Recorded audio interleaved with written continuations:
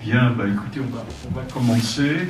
De toute façon, le débat est filmé et beaucoup de gens vont regarder le débat sur le site. Alors, ce soir, nous avons donc un débat sur la médicalisation de la souffrance au travail. Est-elle utile?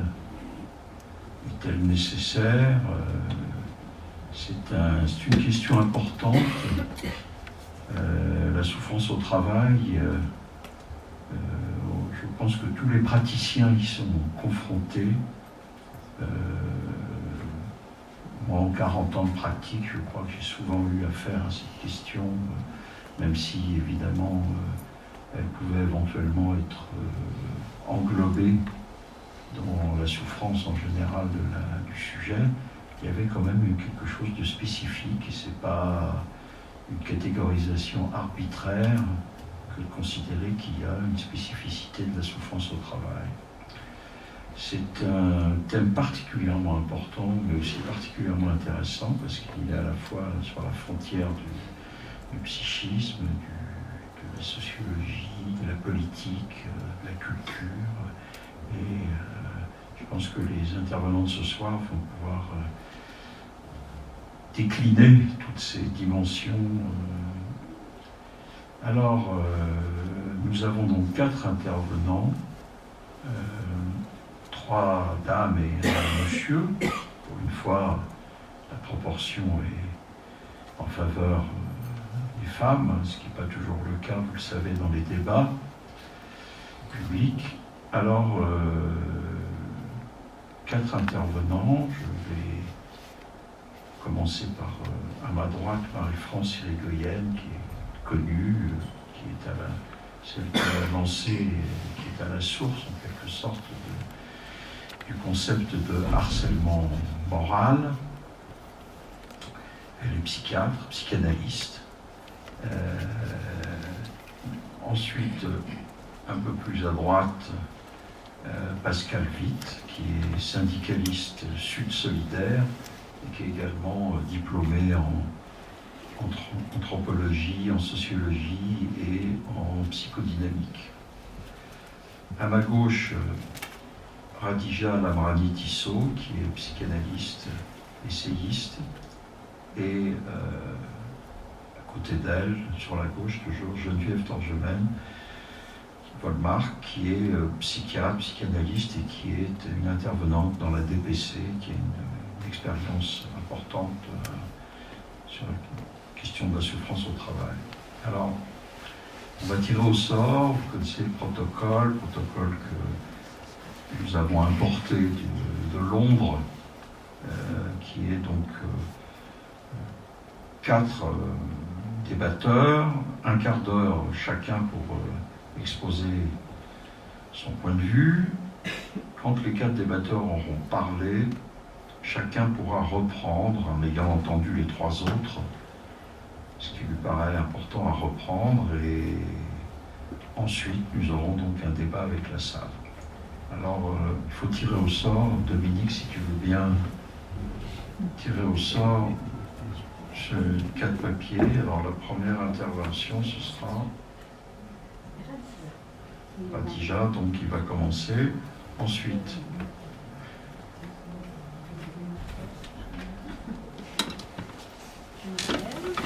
Geneviève, Torgemène.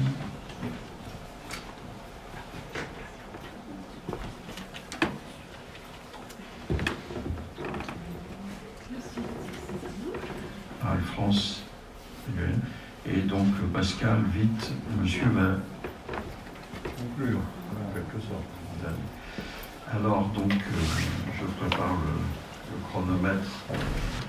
Tous les jours, pareil, j'arrive au boulot, même pas le travail, le boulot. Et ça me tombe dessus, comme une vague de désespoir, comme un suicide, comme une petite mort, comme la brûlure de la balle sur la tempe. Un travail trop connu. Même pas le courage de chercher un autre emploi. Trop tard. J'ai tenté jadis, et puis non, manque de courage pour changer de vie. Ce travail ne m'a jamais satisfait. Pourtant, je ne me vois plus apprendre à faire autre chose. on fait avec, mais on ne s'habitue pas. Je dis on et pas je, parce que je ne suis pas seule à avoir cet état d'esprit. On est tous là. Extrait du roman Putain d'usine de Jean-Pierre Levaret, écrit en 2002. Aujourd'hui, comme hier, il nous reste à interroger la signification de ce que l'on nomme ordinairement la souffrance au travail. Ainsi, on ne peut que confronter la destination immatérielle du travail à sa réalité sociale. Autrement dit, nous aurons toujours à évaluer la part de violence contenue dans le rapport entre la dimension individuelle du travail et la dimension collective. De ce fait, nous pouvons questionner la réalité de ce qui peut s'entendre comme un pléonasme, la souffrance au travail.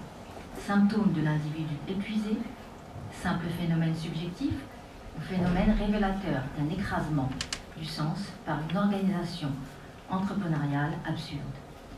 Il apparaît, contrairement à ce qui est aisément admis, que la souffrance qui touche des personnes au travail révèle des modes anciens d'oppression qui s'enracinent dans le taylorisme. Car si les formes matérielles de l'organisation taylorienne sont largement dépassées, l'esprit du taylorisme ne s'est jamais aussi bien exprimé. Nous partirons donc de cette question. Pourquoi travaillons-nous ? Exprimer ainsi le fait de travailler est posé d'emblée comme une donnée collective. Je travaille parce que nous travaillons. Il peut sembler aux différents acteurs du monde du travail que la question se pose pas à l'individu en tant que tel et pour lui-même. Car comment est-il possible de rendre compte de manière objective des difficultés rencontrées au travail et de la violence à laquelle s'exposent les travailleurs à partir de leur représentation subjective ? Mais en quel autre sens les enjeux collectifs peuvent-ils être saisis, sinon au regard de ce qu'ils sont pour chaque individu ? Aussi, nous proposons de comprendre le travail et les modalités de son organisation nécessairement collective, en relation à l'individu. Seule la subjectivité devient l'unité de mesure, puisqu'il n'en existe aucune autre qui puisse permettre vraiment de répondre à la question de la signification du travail. Nous considérons alors la perception de l'individu qu'il a de la violence dans son travail comme une donnée sûre pour en comprendre les enjeux, sans être dupe des travers d'une étude qui ne se fonderait que sur le témoignage d'individus pris comme des cas particuliers. Nous ne disons pas de telle entreprise qu'elle veut nuire à ses salariés, mais que l'organisation du travail qui peut mener tel ou tel à tomber malade, voire plus, doit être questionnée au nom de cette possibilité. La violence au travail tient à l'absence de travail au sens d'une activité libre, par laquelle l'individu exprime sa pensée et dévoile un ordre rationnel. La rationalisation du travail réduit le travail à l'emploi, la place au poste, l'objet à la tâche. Les souffrances psychiques dont témoigne un nombre important de personnes en attestent. On se trouve dans la situation où seul un poste, c'est-à-dire un emploi, donne un statut, sans que ce poste parvienne ou suffise à accorder une place. Autrement dit, le travail tend, pour un nombre important de personnes qui en souffrent, à n'être plus que pression, vidée de toute autre forme de contenu, rationalisé. Marx avait bien mis en évidence la dualité irréductible du travail comme support de l'émancipation et comme facteur d'aliénation. Pour l'auteur du Capital, le travail est au fondement du pouvoir d'agir sur le soi et sur le monde. Par le travail, le sujet peut advenir et se constituer en collectif pour agir comme sujet socio-historique. Mais ce processus de subjectivation et d'émancipation est aliéné par le capitalisme qui réifie le travail, le mécanise et le fragmente. Le capitalisme produit un renversement par lequel, écrit Axel Honneth, l'activité de travail structurant la subjectivité devient une activité dirigée par l'objet. Le travail devient alors facteur d'aliénation et d'exploitation. C'est à partir de ce double mouvement qu'il faut penser le travail. La constitution d'une classe de travailleurs va conduire cette classe à s'organiser pour lutter contre cette instrumentalisation dont ils sont l'objet, pour reconquérir une possibilité d'action sur leurs conditions de travail et sur la société. L'analyse marxiste du travail a été l'objet de débats multiples. Sans entrer dans la discussion sur son actualité, On retiendra l'intérêt d'une approche dialectique pour mieux comprendre en quoi le travail est toujours traversé par une dualité irréductible entre émancipation et aliénation, entre libération et oppression. Il convient donc de mieux comprendre les dynamiques contradictoires qui traversent le rapport au travail aujourd'hui. S'il est un motif de souffrance, il est aussi un lieu de plaisir. S'il est porteur d'aliénation, il est également un moyen de réalisation de soi-même. Il est fondateur de l'existence sociale par les droits et la protection qu'il génère et facteur d'insécurité puisque la perte d'emploi est un drame qui peut prendre la forme d'une mort sociale. Le contrat de travail implique la subordination, mais il est aussi un élément nodal de l'autonomie. Le travail reste une valeur importante comme vecteur de socialisation et comme moyen de subsistance. La formule « on ne veut pas perdre sa vie à la gagner » exprime parfaitement l'intrication du travail et de la vie, du travail comme moyen pour subsister, du travail comme finalité de l'existence. Entre travailler pour vivre et vivre pour travailler, le balancement est permanent. C'est bien parce que le travail fait vivre qu'il fait souffrir. Il ne peut, du moins aujourd'hui, être pensé comme une sphère séparée des autres dimensions de la vie personnelle et de la vie sociale. La distinction travail hors travail devient floue. Les transformations constatées dans le monde du travail se répercutent dans les autres sphères de l'existence. Les débats sur le mal-être au travail expriment des positions antagonistes, révélatrices de ces tensions contradictoires. Le travail est-il un moyen ou une finalité, un lieu d'aliénation ou d'émancipation, un vecteur de subjectivation ou d'instrumentalisation? La réponse est dans la question.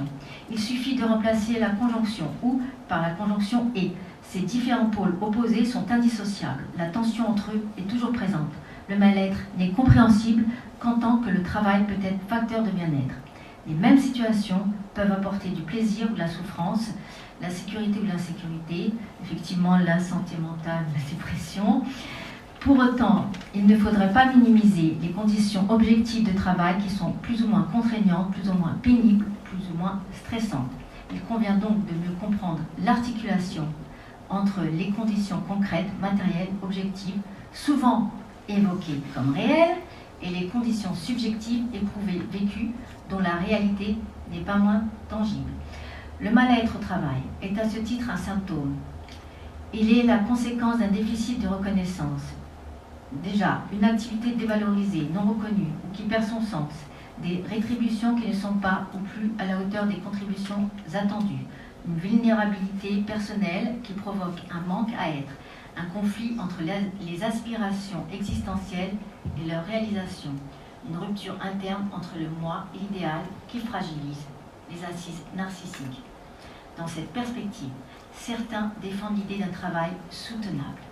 Force est de constater que les deux aspects de cette alternative, le travail qui use et celui qui épanouit, coexistent en proportion variable selon la nature de l'emploi et selon le type de rapport que l'individu entretient avec son activité.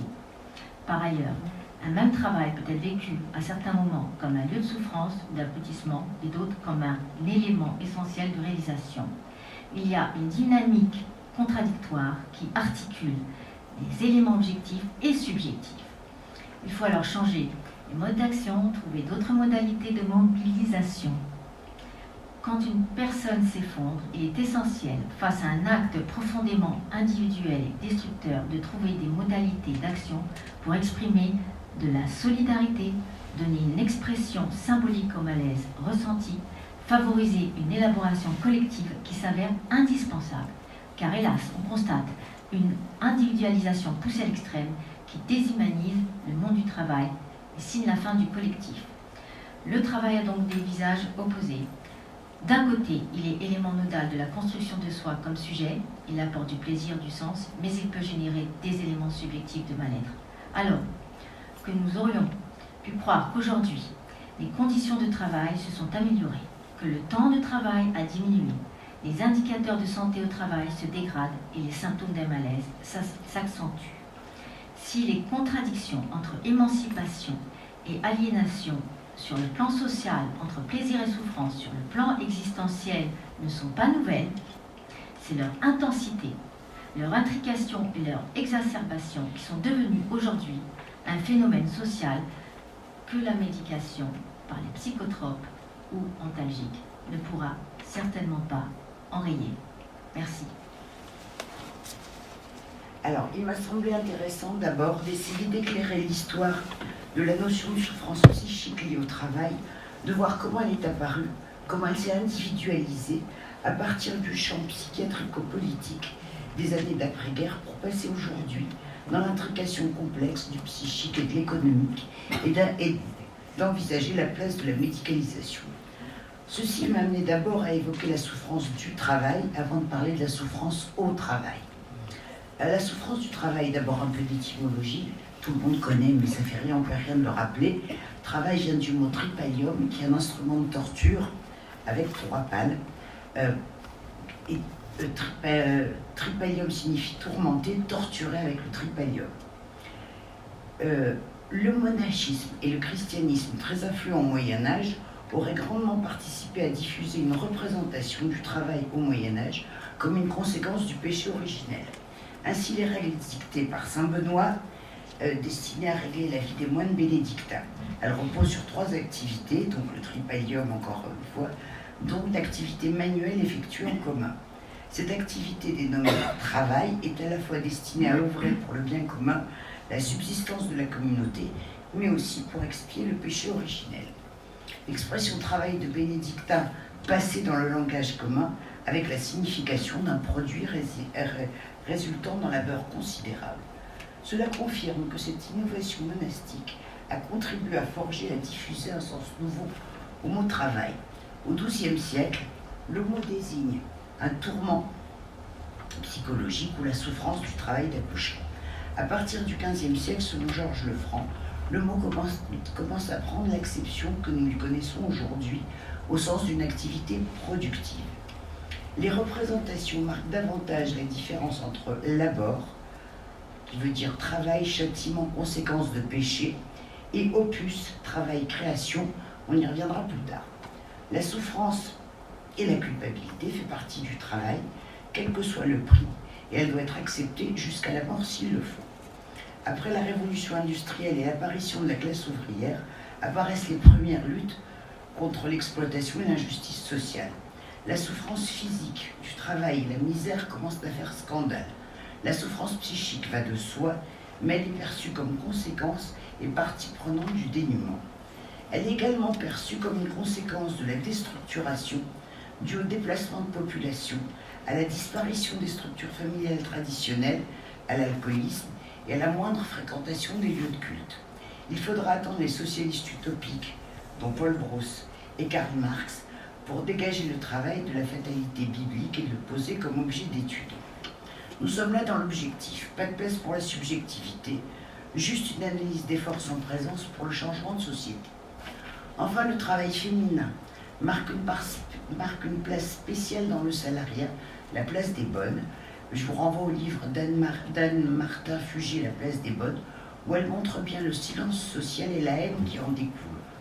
On peut y rajouter, bien que plus tardive, l'affaire des sœurs Papin au confluent entre folie et haine sociale.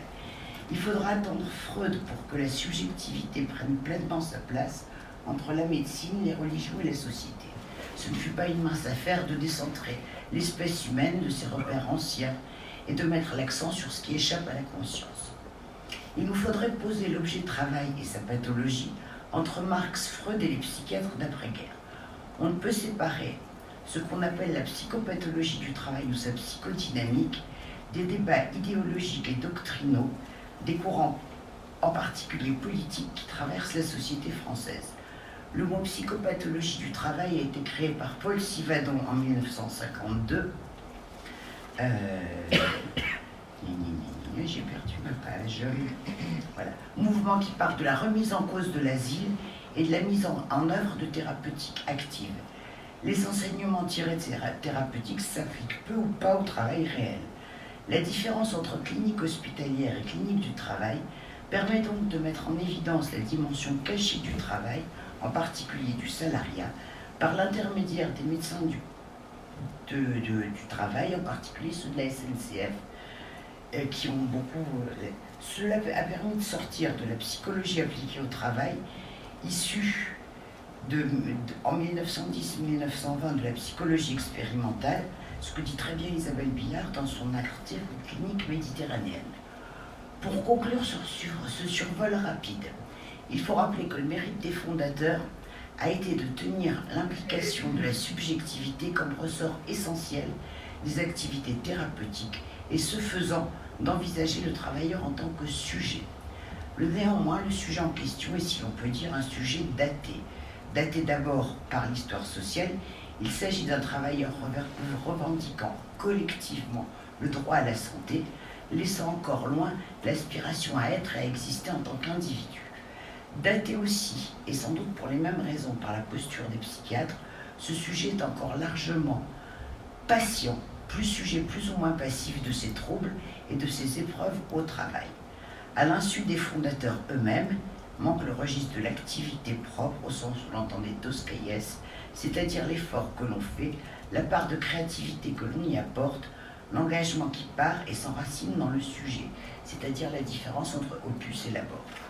On voit mieux comment s'individualise l'objet de travail des psychiatres et des psychanalystes d'aujourd'hui, et finalement le regard particulier que la société est quasi obligée de porter.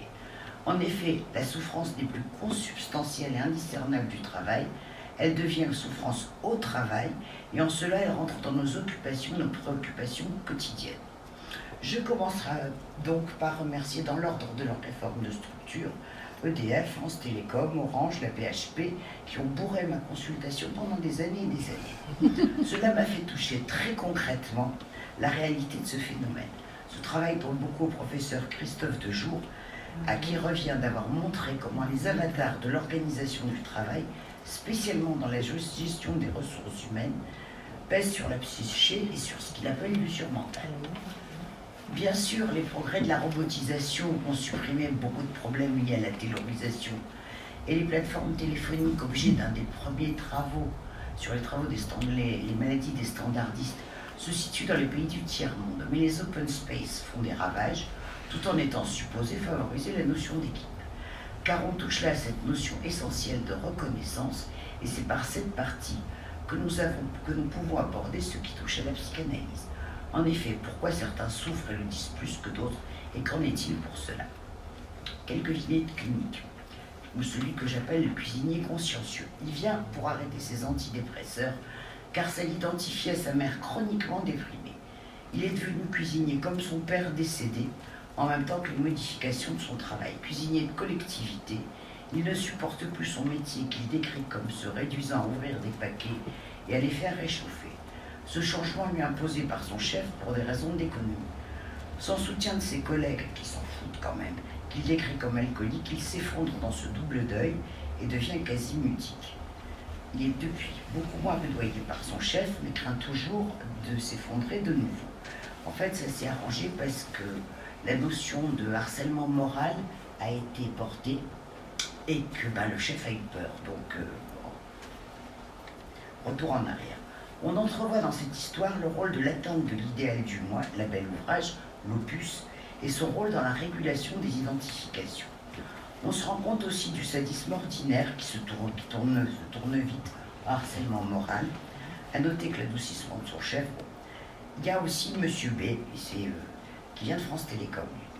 Il est cadre technique dans une grande entreprise, il a passé la cinquantaine et il est moqué, poursuivi par son jeune chef à cause de son âge et qui souhaite son départ du service. C'est un accumulateur consciencieux de circulaires administratives et syndicales, ce qui lui donne une bonne base de résistance et après de multiples, et une sacrée hypertension, et après de multiples épisodes de menaces et de répliques, il décide un jour de répliquer en public lors d'une réunion interservice et pique une colère mémorable portée sur le compte-rendu de la réunion. Le mot de harcèlement moral étant prononcé, tout se calme après. Cet homme a fait des études d'ingénieur porté par un père autoritaire qui veut que son fils s'en sorte et ne lui permet plus une distraction. Son rôle est de soutenir la famille en mettant en avant sa réussite parisienne. Il vit dans une relative solitude et sert de conseiller à ses jeunes collègues. Le plus drôle de l'histoire, c'est que son jeune chef, mal vécu par sa hiérarchie, vient lui demander quelque temps après des conseils et ses textes pour se sortir d'une situation analogue. De ces deux histoires, qu'est-ce que l'analyste peut en tirer, à part le sadisme ordinaire, place où certains se coulent avec délice et le masochisme qui y répond ou pas. Ça pose la question de la place du travail dans l'économie psychique de chacun. Pour certains, le travail vient s'insérer dans l'idéal du moi et les conditions actuelles de mutation de l'organisation du travail bousculent, voire même détruisent cette instance. Il n'y a pas d'espace d'accommodation, plus d'espace interne. Alors apparaît l'impératif à l'état brut, avec comme corollaire de devoir atteindre un point d'excellence entre l'offre et la demande intolérable de l'autre, l'implacabilité de la norme arbitraire qui ne permet plus d'accommodement avec cette règle. D'où la violence et ce qu'on appelle la pulsion de mort vient à la place du discours classique des entreprises. Le sujet au sens psychanalytique du terme est mis en demeure de répondre à la demande de l'autre, de tout son être. On se trouve quand même dans un jeu de glissement à plusieurs niveaux. Le chef, le manager se trouve aussi pris dans cette logique. Certains remplissent leur idéal du moi avec les valeurs de leur société, les cost killers par exemple, et de ce fait restent insensibles puisqu'ils se mettent tout le temps à la place de l'autre et ne régulent plus leur lien social qu'en s'identifiant totalement à la norme. Cela les met dans une position de toute puissance professionnelle, cela compense bien des défaillances narcissiques, ce qui, lors des évolutions de carrière, les remettent en perspective. Parfois, dans la perspective de devoir répondre à une norme autre que celle qu'ils ont fait leur, et donc de se retrouver non seulement déprimés, mais pris au piège. Il me paraît qu'en utilisant les avatars de l'idéal du moi, de comprendre pourquoi dans les situations de difficulté d'entreprise, pour détourner le titre de Marie Peset, ils sont tous touchés, mais seulement certains se dépriment. Pour finir, la place de l'analyste est de reconnaître et d'entendre la souffrance et de la remettre à sa place, ce qui n'empêche pas un travail de réflexion, mais alors ailleurs que dans l'intimité de notre cabinet. En fait, comment traite-t-on cette souffrance aujourd'hui ? Les structures de médiation traditionnelles, les syndicats et la communauté de pairs ont beaucoup perdu de leur influence et leur pouvoir de résolution de conflits. L'organisation actuelle du travail, avec à la fois une responsabilité plus grande mais plus anonyme, permet, comme on l'a dit, au sadisme banal de donner son plein exercice. Parfois même à l'insu du sujet sadique, il a le droit, il est mandaté pour, il s'est identifié à sa fonction. Et on se retrouve là facilement dans ce qu'on appelle le harcèlement moral. Mais poser ce terme revient pour la personne à poser une explication. Loin d'être fausse au demeurant, elle est victime d'une des plusieurs personnes, elle se déprime. Et comme victime, elle cherche un endroit où dire sa vérité. La communauté de pairs n'existe presque plus, le chômage de masse ne permettant plus aucune souplesse. On se tait pour ne pas se retrouver dans la même situation et perdre son emploi. Dans quelques cas, les médecins du travail agissent, mais ça n'est pas très fréquent. Dire sa vérité, sa souffrance, mais où ? On l'a déjà dit, la communauté des pairs et les structures anciennes fonctionnent beaucoup moins qu'avant. Alors fréquemment, on se tourne vers les avocats spécialisés, les médecins et d'abord les généralistes, puis les psys, souvent sur l'indication du praticien qui dit « oulala, c'est pas pour moi ». Les différents intervenants devant s'entendre sans se contacter pour préserver le secret nécessaire à chaque profession. Dans bien des cas, il est urgent de retirer la personne de son environnement professionnel pour ne pas aggraver la dépression et le choc. Mais en rester là, même avec des médicaments et le temps nécessaire, peut être très réducteur et enferme le patient dans un statut de victime. Amorcer un travail psychique, quitte à passer la main à un autre thérapeute pour permettre aux parents, aux patients de mieux se repérer, reste une des solutions possibles pour poser cette souffrance sur une autre scène. Il faut éviter l'écueil de la culpabilisation et de la dévalorisation et pouvoir se décentrer de l'immédiat de la souffrance. Cela permet de poser le conflit psychique et permet à la personne de redevenir sujet de sa propre histoire et de prendre les décisions qui lui incombent. Nous nous trouvons souvent dans une position inconfortable où nous avons à authentifier la souffrance du patient sans prendre parti pour lui, tout en soutenant l'expression de sa vérité. Alors si nous avons notre place à tenir dans une des réponses possibles à cette question, la réponse sociale n'est pas de notre ressort comme thérapeute, mais celle du citoyen que nous pouvons être en dehors de nos cabinets. Nous pouvons bien sûr remarquer et faire remarquer que ce motif de consultation devient un peu trop fréquent, mais dans des instances autres. Bonjour, bonsoir. Alors moi, je me suis appliquée à répondre à la question, puisqu'on m'a dit qu'il faut répondre par oui ou par non. Alors, la médicalisation de la souffrance au travail est-elle bénéfique? Ce qui n'est pas évident de répondre oui ou non. D'abord, non. Parce que cette souffrance est très souvent la conséquence d'un défaut de prévention au niveau de l'organisation du travail ou d'une problématique au niveau de l'organisation du travail. Et la médicalisation vient souvent déresponsabiliser les entreprises, j'en parlerai après. Ensuite, on tend à déléguer aux médecins la prise en charge des personnes en difficulté en utilisant un étiquetage médicalisant, pas médical, mais médicalisant, et on leur met la pression pour qu'ils soient mis en arrêt de travail, surtout dans la fonction publique. On n'a pas de solution, alors faites-vous mettre en arrêt de travail, au lieu d'analyser la problématique sur le terrain.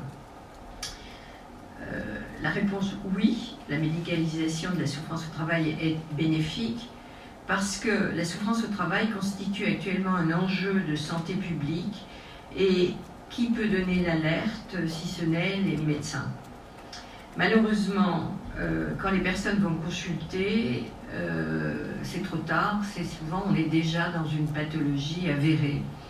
Alors que, effectivement, si on était resté au niveau de la prévention, on aurait peut-être évité cette médicalisation au travail, de la souffrance au travail.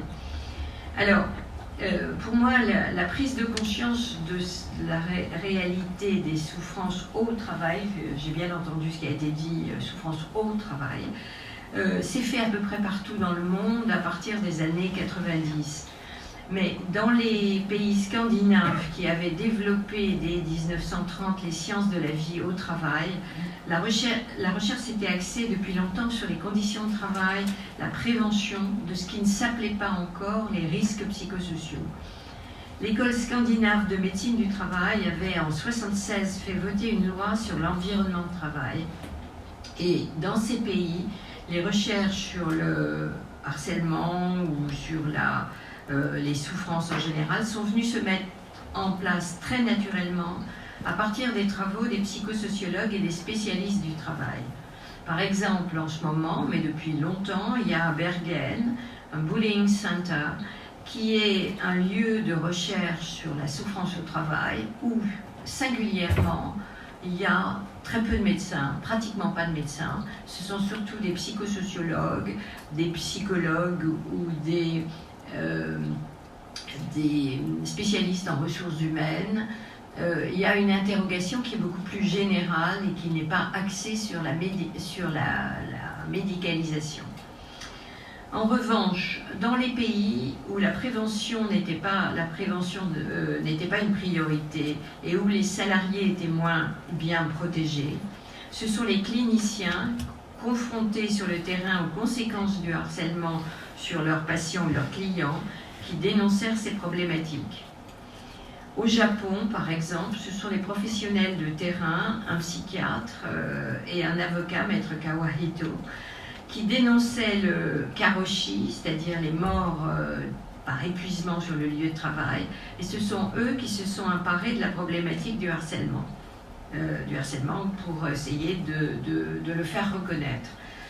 En 2000, ils ont d'ailleurs fait condamner une agence de publicité sur le suicide d'un salarié. C'est-à-dire que là où il n'y a pas de prévention, eh bien, on a besoin des médecins et des avocats. En France, la première approche de ce phénomène s'est faite en 1998, à partir de mon livre « Je parle pour du harcèlement moral » qui nommait le harcèlement moral. Il arrivait au moment où les nouvelles formes d'organisation du travail avaient amené des souffrances psychologiques sur les lieux de travail qui n'avaient pas été repérées par les syndicats, qui étaient davantage centrés sur les luttes collectives, alors que cette souffrance ne se manifestait qu'individuellement. Je précise qu'en 1998 est sorti en même temps, à très peu de différence, le livre de Christophe Dejour, Souffrance en France, et aussi le livre d'Alain Ehrenberg sur la fatigue d'être soi. Alors, à la suite de ce mouvement, c'est de la loi sur le harcèlement moral, la loi de janvier 2002, c'était la première fois qu'on parlait de santé mentale dans le Code du travail. Alors, la notion de risques psychosociaux est arrivée en Europe beaucoup plus tard. Alors, la définition des risques psychosociaux est une définition qui, selon moi, ne veut pas dire grand-chose. Les risques professionnels, les risques psychosociaux sont les risques professionnels qui portent atteinte à l'intégrité physique et à la santé mentale des salariés. Alors, cette définition regroupe le stress, qui avait été très peu pris en compte jusqu'alors, le harcèlement moral, le burn-out, dont je parlerai après, les violences et aussi un mal-être général au travail. On voit bien qu'on n'est pas forcément là en soi dans la pathologie, dans la pathologie médicale. Mais les médecins généralistes et les psychiatres se sont retrouvés au premier plan pour prendre en charge au quotidien ces patients, leur suivi médical et aussi le côté administratif, c'est-à-dire les arrêts de travail, les certificats médicaux quand c'était nécessaire, etc. Alors, l'origine de ces pathologies est multifactorielle et ne peut être attribuée uniquement au travail. Pourtant, le monde du travail, incontestablement, s'est durci et la pression sur les salariés est devenue si forte que l'on voit partout une augmentation des pathologies liées au travail. Ça, c'est une réalité que personne ne peut contester. Il y a une intensification, une optimisation du travail. Il faut faire plus avec toujours moins, à flux tendu, centré sur le court terme, s'adapter sans fin à des nouvelles méthodes, à des nouvelles technologies. Le travail s'est standardisé en multipliant les procédures, on ne dit pas d'ailleurs procédure, on dit process, ça fait plus chic, et les contrôles. Le travail ne s'exprime plus dans une relation humaine, mais à travers des chiffres, des objectifs et des résultats. C'est effectivement le règne des process, des outils de gestion qui sont élaborés dans des bureaux extérieurs. D'une expérience collective et socialisatrice qu'elle était auparavant, le travail s'est mué en une épreuve individuelle.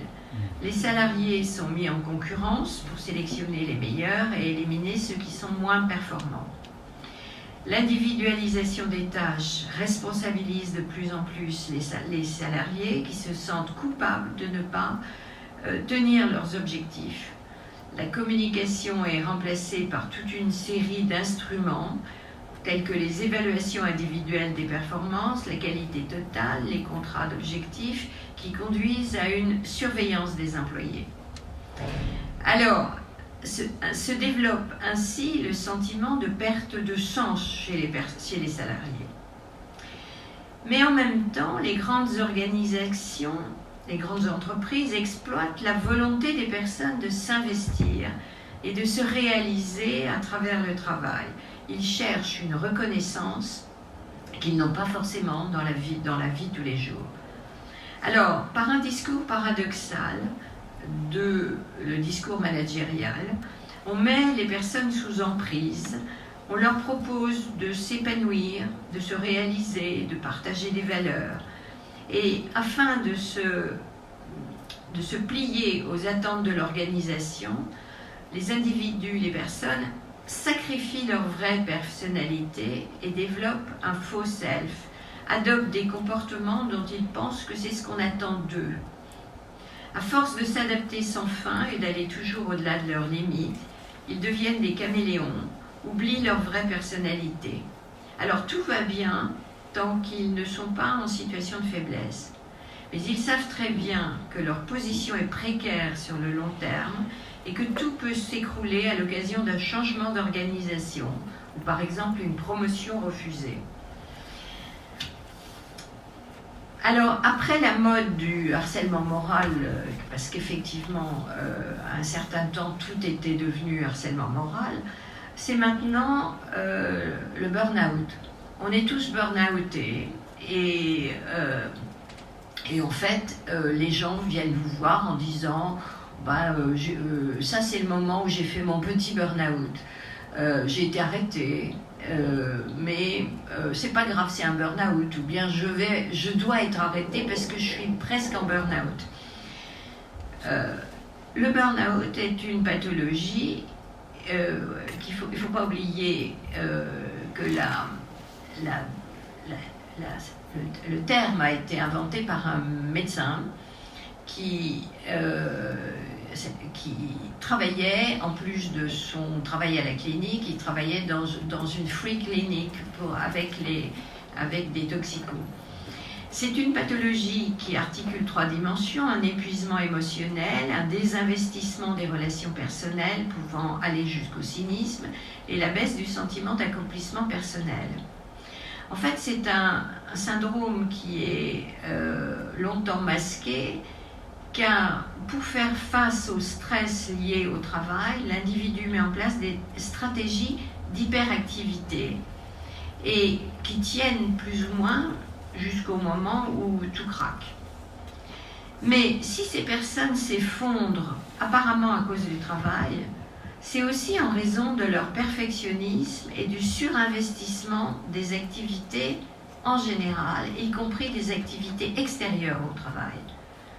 Alors, l'avantage de l'étiquette burn-out, c'est que ça permet une externalisation de la responsabilité, puisque cette pathologie est socialement reconnue comme résultant d'un trop grand investissement du travail. Donc, si je suis en souffrance, c'est la faute du travail et du capitalisme, mais ce n'est pas la mienne.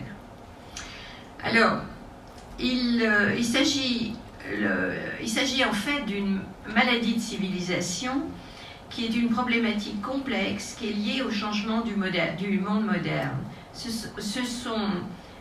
se situe à la croisée de l'individuel, du collectif et de l'organisationnel. On ne peut pas appréhender ces pathologies d'une façon mécanique, c'est-à-dire une cause, un effet, parce que d'ailleurs les classifications internationales considèrent qu'il s'agit d'un trouble de l'adaptation. La logique de performance ne se limite pas à l'entreprise, elle envahit la société tout entière. À l'heure où la frontière entre travail et vie privée est devenue imprécise, dans ce qui nous fait souffrir, comment distinguer ce qui vient du travail et ce qui vient du changement de la société et des personnes? Oui, alors, avant de donner mon point de vue, qui est par définition une vue à partir d'un point sur la question de la souffrance au travail,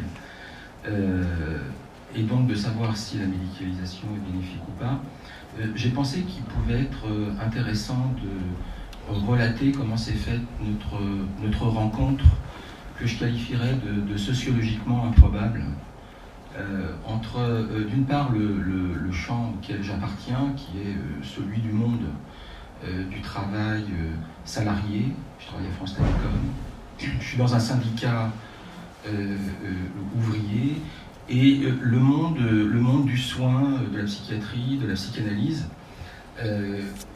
Ce sur quoi je veux insister, c'est sur le fait qu'on ne mobilise pas les mêmes ressources, ou plutôt, pour rester dans la veine un peu bourdieusienne que j'ai en tête, on ne mobilise pas exactement les mêmes, tant la même structure de capitaux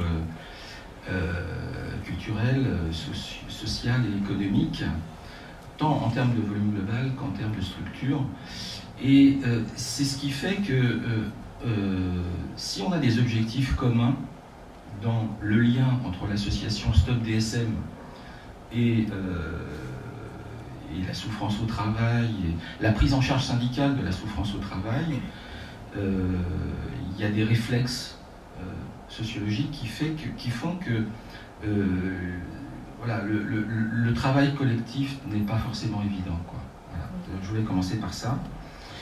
Et alors, qu'est-ce qui, moi, m'a amené, donc vous aurez compris que j'appartiens au syndicat Sud Solidaire, mais je suis là vraiment de ma propre initiative et je ne représente pas mon syndicat, justement à cause de ces réflexes dont je parlais. Alors, qu'est-ce qui, moi, personnellement, m'a amené à contacter Patrick par intermédiaire de l'association Stop DSM? Je crois qu'il y a deux choses. Bon, d'abord, vous l'avez deviné, je n'aurais jamais vu le petit fascicule de contrebande que vous devez connaître, qui s'appelle Stop DSM, là, qui était paru en 2011. Hein. Et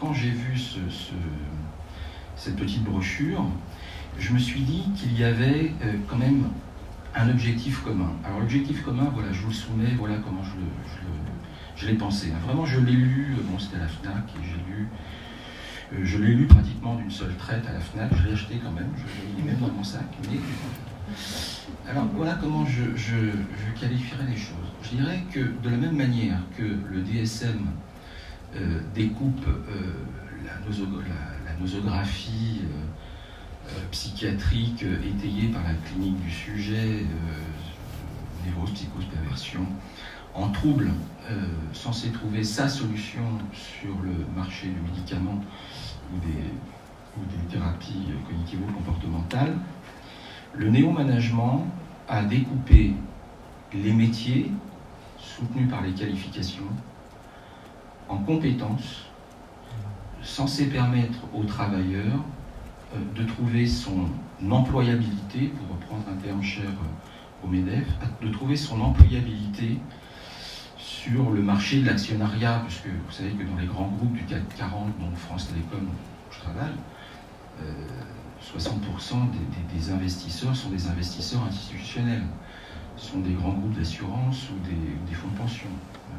C'est le cas à France Télécom, mais pas qu'à France Télécom. Et donc, il s'agit d'être employable. Et pour être employable, depuis à peu près le même moment que le DSM 3, c'est-à-dire 1980, sous le climat, peut-être un peu avant dans les pays anglo-saxons, le management a découpé les métiers en compétences et mis en place ce dont a parlé Marie-France Irigoyen, l'évaluation individuelle des compétences ou des performances qui nous amène à être justement mobile, voilà, employable.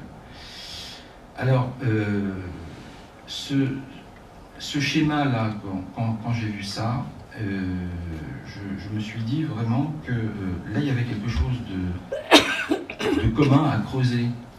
Je crois qu'on a vraiment les mêmes schèmes dans les deux cas.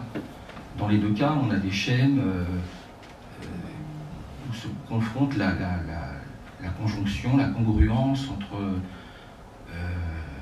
l'athéorisme et le scientisme. Dans les deux cas, il s'agit, bon, pour rester dans le monde du travail, de balayer les sciences du travail.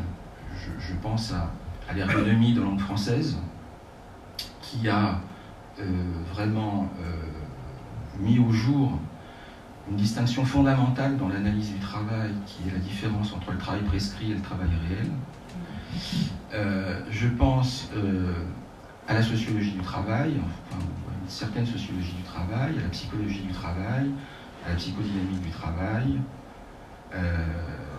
et les gestionnaires auxquels on est confronté aujourd'hui balayent ces apports qui, dans les deux cas, tiennent compte de l'histoire, des histoires tant individuelles que collectives. Alors,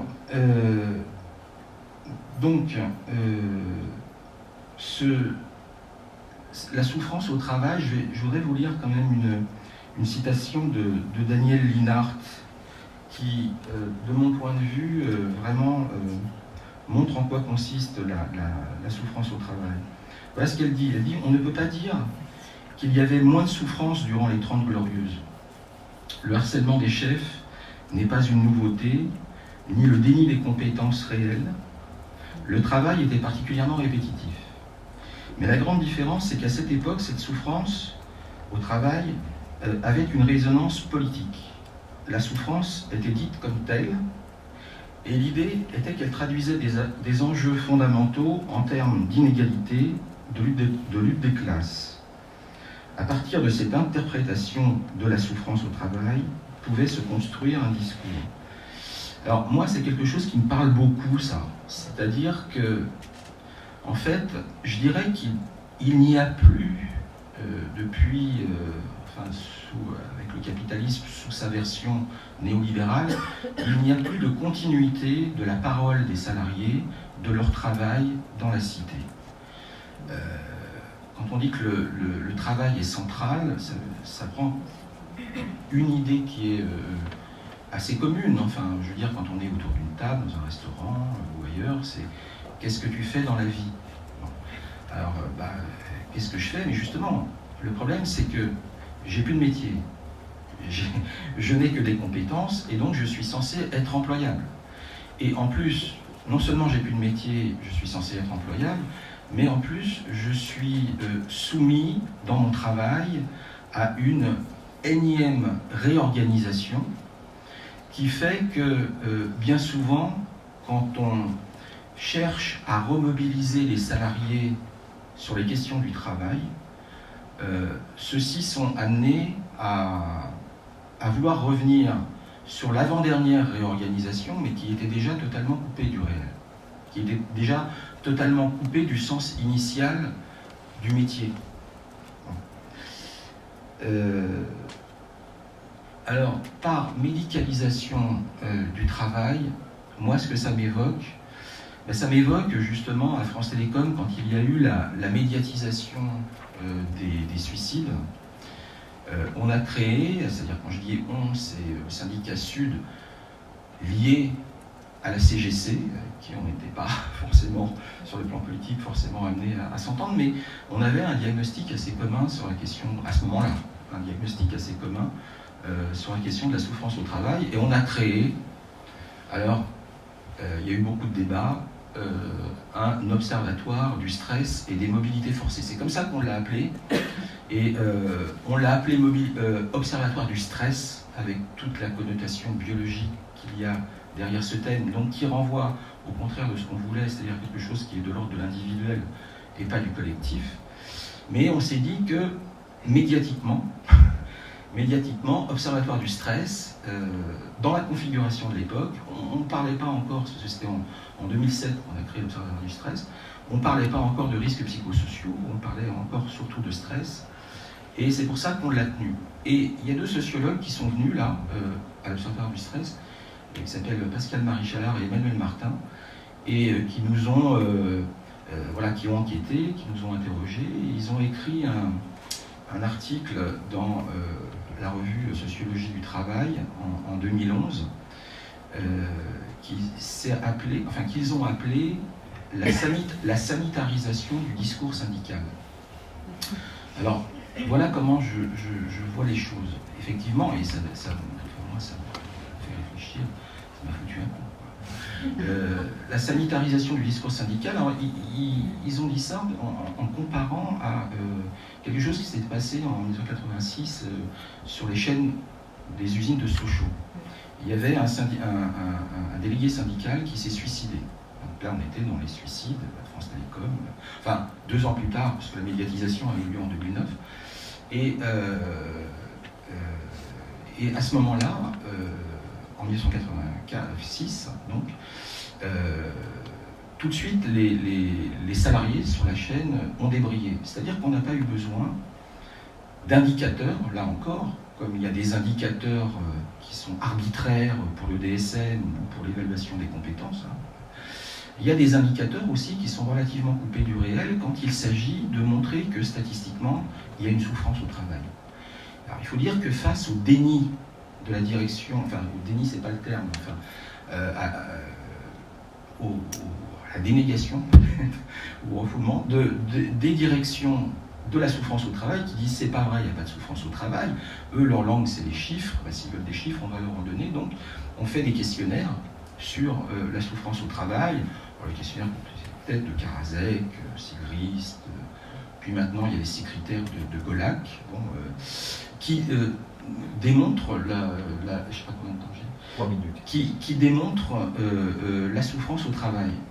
Alors moi, ce que je cherche à faire entendre, c'est à mes camarades, à mes collègues syndiqués, c'est qu'une fois qu'on a fait ça, d'abord, d'une part, la direction change son fusil d'épaule, c'est-à-dire, elle dit, bon, effectivement, il y a de la souffrance au travail, Alors ce qu'on va faire, on va faire des accompagnements, alors on va mettre des cellules d'écoute, on va donner des tickets psy. Voilà. Et donc, c'est-à-dire qu'on fait reporter sur l'individu la faute, mais il ne s'agit absolument pas d'envisager l'existence d'organisations pathogènes. Alors, voilà où on en est, et voilà comment moi je qualifierais la question de la médicalisation de la souffrance au travail. Je pense qu'il faudrait maintenant envisager une étape, monter une marche de plus, quoi, et essayer de montrer qu'il y a dans ces questionnaires, dans ces enquêtes statistiques, il y a quand même quelque chose qui relève de, bon, excusez-moi de ce terme un peu pompeux, mais il me vient comme ça, de la forclusion du sujet du travail, quoi. C'est-à-dire que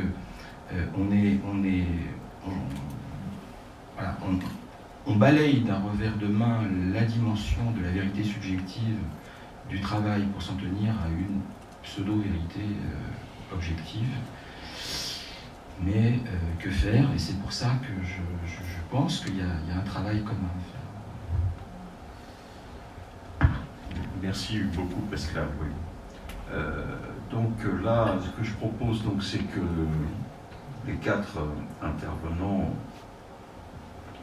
maintenant que les quatre intervenants ont parlé, s'ils veulent reprendre quelque chose de ce qu'ils ont dit ou compléter, et puis après, la salle aura la parole.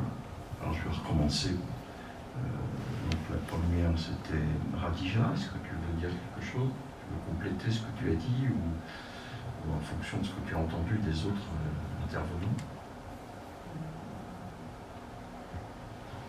J'ai un petit peu de mal avec j'ai un petit peu de mal avec les termes comme ça qui essentialisent en fait en général. Et c'est vrai que vous parliez du terme burn-out, il a bien été créé en 1969, c'est ça? Et c'est vrai que c'est un fourre-tout quand même aujourd'hui, ça devient quand même quelque chose, alors qu'il n'y a pas de... Moi ce que j'avais écrit, c'est qu'il n'y a aucune consistance structurale, sinon la mise en discours des effets du malaise de la culture sur le sujet au travail et le réel de la souffrance édulcoré en un discours compassionnel. Voilà.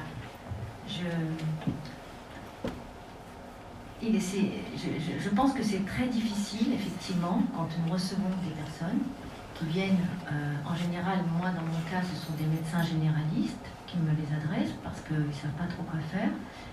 Soit ils arrivent effectivement, ils sont médiqués, mais les médecins généralistes, je me les envoie, arrêtent en général de donner des antidépresseurs. Donc il y a quand même deux discours, le discours du travail et le discours intime. Mais c'est là où je trouve que c'est assez compliqué de... Ce qu'on voudrait en réalité, c'est de dire que les gens ont des problèmes personnels et que ils accusent le travail. Mais moi, je ne peux pas entendre des choses comme ça. Je crois qu'il y a vraiment un problème dans l'organisation du travail et le travail lui-même. Voilà. Après, bon. Voilà. Donc, et le terme burn-out me dérange. Geneviève. Alors, pour répondre à ce que pour répondre à ce que vient de dire Adidja et pour répondre à ce que disait Marie-France Irigoyen, il me semble que dans les vieilles classifications, il y avait ce qu'on appelait la dépression d'épuisement qui recouvre exactement ça. Donc, c'était moins chic. Ça, c'est vrai que ça fait moins chic. Alors, il y a ça que je voulais dire. Il y a aussi, à propos de France Télécom, où quand même, pendant un temps, j'en avais 3 par jour qui venaient de France Télécom, j'ai vu aussi l'inverse, c'est-à-dire une dame qu'on avait bombardée à la mobilité et qui s'occupait de la mobilité, qui ne comprenait pas pourquoi les gens à qui elle disait de bouger ne voulaient pas bouger. Bon, c'était un peu... elle était mandatée par l'entreprise et ça m'a fait beaucoup réfléchir sur le rôle qu'on peut endosser sans s'en rendre compte. Et ça, c'est une chose. D'autres choses, effectivement, moi je me demande si on n'est pas en train de pleurer sur quelque chose qui s'est passé avant, sur quelque chose qui était, c'était mieux avant, etc. C'est vrai que c'était mieux avant, on avait 12, 20 ans, 30 ans de moins, et aujourd'hui, est-ce qu'on n'a pas à tenir compte des choses comme elles sont pour pouvoir y faire quelque chose, et non pas souhaiter un nostalgique retour en arrière. Il me semble que le système des compétences, on peut l'atomiser de l'intérieur ou de l'extérieur, je ne sais pas, mais on peut démontrer que ce modèle économiquement n'est pas viable. Et on peut peut-être essayer de voir ça sur le plan social. Maintenant, quand arrive quelqu'un qui est complètement cabossé, abîmé, et qui... qu'est-ce qu'on fait? On ne peut pas ne pas répondre à la demande. Et c'est la question, c'est comment on y répond. Voilà, c'est comme ça que je vois les choses. Marie-France, oui. Alors moi, je ne mets pas du tout en doute les plaintes, les plaintes des personnes qui viennent me voir. Ce que je constate, c'est que, au fond, depuis que je fais ce métier, au départ, j'en recevais des personnes qui venaient parler de leur conflit intrapsychique, qui venaient parler de leur histoire à eux. Et maintenant, ils ne viennent pas pour ça. Et maintenant, ils viennent pour être réparés. Parce que le monde du travail tel qu'il est les abîme. Alors, c'est vrai que dans le travail qu'on peut faire avec eux, il faut les aider à sortir de leurs plaintes liées au travail pour essayer de le voir d'une façon plus globale. Mais c'est vrai que je vois aussi beaucoup de personnes qui ont été tellement cassées par ce qui s'est passé sur le lieu de travail qu'ils n'envisagent pas d'y retourner. Et là, on est obligé, nous, de faire avec, c'est-à-dire moi, je suis prescripteur aussi, il m'arrive de prescrire des traitements. Donc, j'écoute ces personnes, je leur donne éventuellement un traitement, je les mets souvent en arrêt de travail pour les protéger. Mais quand on n'a pas d'autre solution que de les maintenir en arrêt de travail, parce que là où ils sont, il n'y a pas de solution dans leur service, on ne leur propose rien.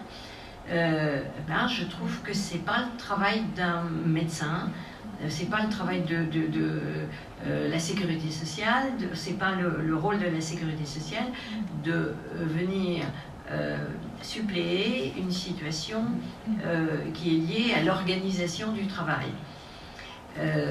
Alors, par contre, ce que je vois, c'est qu'il me semble qu'il faut le remettre de façon plus globale au niveau de la société, parce que le terme burn-out, je suis d'accord, je ne l'aime pas, mais c'est utilisé, donc il faut faire avec, on est obligé de faire avec. Les gens nous disent aussi, des personnes viennent nous voir aussi pour un burn-out lié à autre chose que le travail, parce que c'est la société qui est comme ça. Ils vont vite, ils doivent performer, il y a le burn-out des mères de famille aussi. Donc, et je crois qu'il faut replacer ça dans la société. Moi, ce que je vois, ce que je constate, c'est qu'il y a un changement actuel chez les très jeunes qui sont très formés, qui ont fait des bonnes écoles ou qui ont une bonne formation. Eux ne veulent plus tomber dans le piège du monde du travail où il faut donner plus.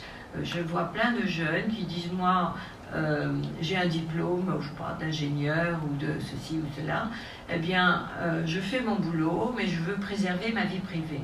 Ce que toute une génération, la génération d'après la guerre, n'a pas fait suffisamment. Les personnes avaient surinvesti leur travail. Mais j'ai beaucoup aimé ce que vous avez dit sur le néo-management qui découpe les métiers en compétences, parce que je crois que c'est ça qui rend malade. C'est-à-dire que tant qu'on fait un métier qui a du sens, eh bien on va bien. Mais à partir du moment où on fait quelque chose, on vous demande de faire une tâche, par exemple vous avez un rapport à rendre, vous donnez le maximum pour que ce soit bien, et puis on le refile à quelqu'un d'autre et c'est l'autre qui a la gloire. Ou bien on vous change de... voilà, vous avez commencé à travailler d'une certaine façon, et puis on change de méthode, d'organisation, et du coup, il ne faut plus travailler comme ça, il faut travailler autrement. Moi, je pense à une dame qui a travaillé dans un... on peut le citer, un EDF, et qui dit, voilà, elle n'était pas loin de la retraite, on m'a fait travailler comme ci, on m'a fait travailler comme ça, il y a eu un premier plan, un deuxième plan, on a changé tout. Maintenant, moi, je suis vieille, j'en ai marre d'être infantilisée et d'être prise qu'on n'utilise pas mon intelligence et mes compétences. Non, on n'utilise pas mon intelligence, on veut mes compétences sur un truc précis. Et elle dit, j'en veux plus de ça. Donc, les personnes viennent nous voir quelquefois, ils ne sont pas malades au sens propre du terme, mais ils n'en peuvent plus, ils en ont marre. Alors, c'est là où je reviens à la question, est-ce que c'est une maladie, ça ? Moi, j'ai plutôt tendance à penser que c'est une problématique de la société, de l'époque, et que... on essaie de mettre une étiquette. Alors le burn-out et tout ça, c'est une étiquette qu'on met sur une problématique beaucoup plus générale, de même que le DSM vient de vous dire, voilà, si vous avez tel symptôme, tel critère, vous rentrez dans telle catégorie. Pascal. Donc, pour l'instant, je ne sais pas sur quoi rebondir. Alors, Radija. Moi, je m'interroge, et je m'interroge avec vous tous d'ailleurs, sur lorsque j'ai eu l'occasion de superviser dans des équipes médicales, médecins, infirmières, soignantes, ou l'éducation nationale, les enseignants. Et on parle de métier, donc de vocation par exemple. On va prendre cet exemple-là.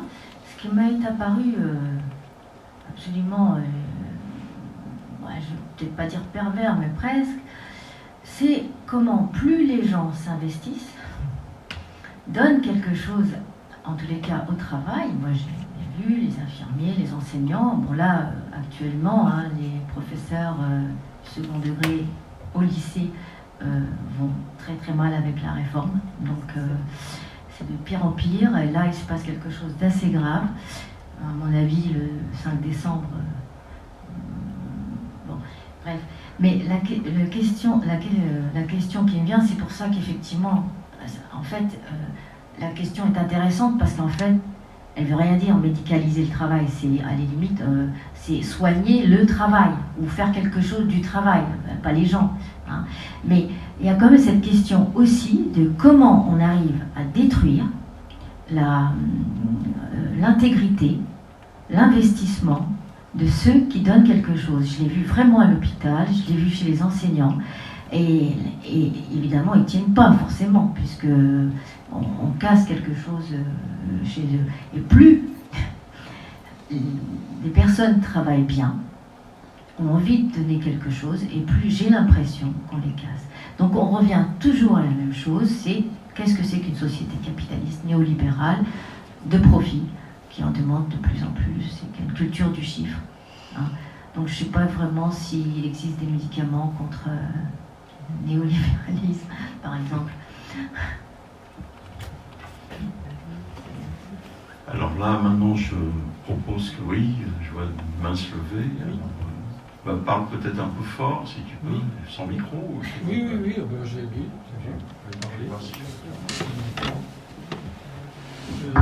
Il a l'air de marcher. Non.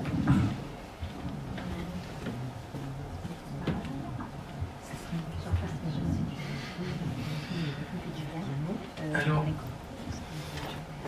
il y a un truc qui m'étonne, parce que je m'intéresse, pour de toute autre raison, à la notion du stress. Et j'avais fait une formation il y a des années au PTT, ça s'appelait les PTT. Ils m'avaient demandé une formation sur le stress. Et je leur avais dit que le stress, c'était une notion qui avait été d'abord appliquée à la matière, puis ensuite qui avait été appliquée aux animaux, dont on testait la résistance. Alors, les mettant dans des situations toujours plus graves et plus douloureuses et plus pénibles, pour voir jusqu'où ils tenaient. Et je leur avais dit, enfin c'était l'essentiel de ce que je leur avais dit, je le retrouve en vous écoutant, que la première chose à faire, c'était pour eux de refuser d'utiliser ce mot de stress, puisque c'est une notion qui a été pervertie, détournée. La première utilisation, je vous rappelle, c'est le plastique, on étirait jusqu'au moment où ça pète. Et comment est-ce que les travailleurs, les employés, pouvaient accepter d'être considérés comme de la matière dont on teste la résistance jusqu'au moment où on va les faire céder? Ça, c'est la première chose par rapport au stress. Et de ce que je vous entends dire, ça n'a pas évolué d'un iota. Après, c'est sur la question de la médicalisation. Faut-il médicaliser? On avait fait ça pour la dépression, mais en vous écoutant là aussi, ça m'a frappé de me dire, mais vous parlez de compétences. La compétence du médecin, c'est de soigner, c'est de s'adresser à des gens qui sont malades. Et vous dites tous que mais vous n'allez pas faire à des malades. Alors, est-ce que le capitalisme n'est pas en train de détourner aussi le sens du travail médical en le détournant à son profit? Parce que quand vous mettez les gens en arrêt maladie alors qu'ils ne sont pas malades, oui, je parle comme ça parce que cet après-midi à l'Assemblée nationale, on a parlé du travail des psychanalystes qui parlaient en leur nom. Alors, est-ce que vous avez l'impression de parler en votre nom quand vous mettez en arrêt maladie quelqu'un dont vous savez qu'il n'est pas malade? Tiens, Dominique, je crois que ce micro marche plus, mais celui-là marche. Celui-là, je suis en main. Je vais essayer de le fixe, comme disent les Américains. Je ne sais pas qui, il y a Marielle et Annie. Je crois qu'on va parler dans le même sens. Moi, j'ai une patiente récemment qui était dans un conservatoire depuis 3-4 ans, je suis, qui avait vraiment une problématique majeure avec son patron. A priori, bon, ça elle n'allait pas, il la salisait à fond, etc., etc. Bon, bref. Et puis petit à petit, on a analysé ses problèmes à elle, c'est-à-dire sa dépression, liée à l'alcoolisme de son père, à la mort de ses parents, enfin, etc. C'est allé mieux, elle a finalement décidé de se marier, etc. Et qu'est-ce qui s'est passé au travail? C'est que le patron a été ravi. Il lui a dit « Ah ben voilà, vous êtes moins déprimé, ben qu'est-ce que je suis content ?» Et le jeu sadomasochiste entre eux, qui ne s'arrêtait pas, enfin, qui continuait parce que, bon, voilà, il n'arrivait pas, il était exaspéré par sa dépression, a cessé. Donc, bon, je crois qu'il y a aussi ce genre de problématique. Oui, c'est possible d'intervenir. Je voudrais dire qu'en tant que coach professionnel, j'interviens dans le cadre de la souffrance au travail avec deux théories, la théorie psychanalytique et la théorie systémique. Et quand on commence par travailler avec la théorie systémique, on s'aperçoit de quelque chose qui est, à mes yeux, tout à fait essentiel, qui est que le processus de harcèlement dans les entreprises est un processus systémique. Ça veut dire quoi? Ça veut dire que l'ensemble du système qui est représenté par l'équipe ou par les dirigeants de l'équipe est un système qui ne traite pas le processus harceleur. Et j'aimerais vous dire, je vous dirai une deuxième chose après aussi qui me tient à cœur. Et donc j'aimerais vous dire que j'ai un exemple tout à fait typique, c'est qu'on m'adresse quelqu'un qui est désigné comme harceleur. Et je vois arriver dans mon bureau quelqu'un dont je me dis « Ah ben non, ça c'est le harcelé qui vient ». Et en parlant un moment, effectivement, la personne me dit qu'elle a été définie, accusée d'être harceleur, et qu'elle ne l'a pas supporté et qu'elle a fait une tentative de suicide. Et donc je reçois quelqu'un qui est en même temps harceleur et harcelé. Donc ce qui se passe à ce moment-là, c'est qu'on ne peut pas faire autrement que de se dire que le harcèlement dans certaines équipes est un processus à causalité circulaire. Ça permute, ça permute. Donc ça c'est une première complexité. Et je voudrais défendre en quelque sorte la psychanalyse dans le travail de coaching professionnel dans le cadre de la souffrance, bien sûr, au travail, c'est qu'on ne peut véritablement dire qu'il y a souffrance au travail que si la situation qui est vécue dans l'entreprise, qui est actuelle, qui est dans le présent, est très exactement reliée en droite ligne avec un conflit intrapsychique refoulé. Donc, j'aurais tendance à dire qu'il y a un vrai travail spécialisé à faire dans ce contexte-là, avant de généraliser au fait que tout le monde est victime du capitalisme. Il y a, avant cela, je ne dis pas que le capitalisme n'est pas un système exploiteur et qui occasionne effectivement quelque chose qui a à voir avec la souffrance au travail, mais lorsqu'on examine la question de près, on peut travailler sur d'autres registres et avoir aussi la satisfaction d'un certain résultat. Oui, bien sûr. Oui, tout à fait. À condition de ne pas vouloir adapter. C'est le travail du psy d'adapter. Ah oui, bien sûr. C'est toujours, mais bien sûr, évidemment, c'est la représentation qu'on en a, mais le psy, il aide aussi à faire la part entre le collectif et puis l'action personnelle. Voilà, c'est pas un travail d'adaptation. Guidana. Non, moi je conseille à tout le monde d'aller voir le film de Ken Loach, si vous ne l'avez pas encore vu. Sorry, I Miss You. C'est un film assez éloquent sur le conflit entre le capitalisme sauvage, mais aussi sans doute la problématique personnelle de quelqu'un qui en fait ne peut pas faire autrement que de se soumettre. Et je pose la question aux orateurs parce que là, il y a, si vous voulez, une sorte de surmoi féroce qui fait qu'il va travailler quand même.